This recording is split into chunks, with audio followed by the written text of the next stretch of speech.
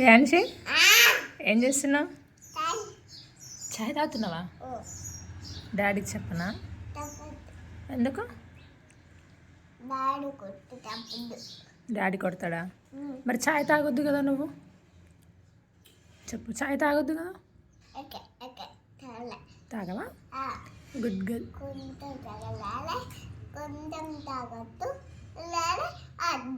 వద్దా? కొంచెం తాగుతావా? వద్దు నన్ను. కొంచెం తాగిన తర్వాత వద్దా? చిన్నపిల్లలు తాగొద్దు డాడీ. నువ్వు పెద్ద రేయాన్షివా?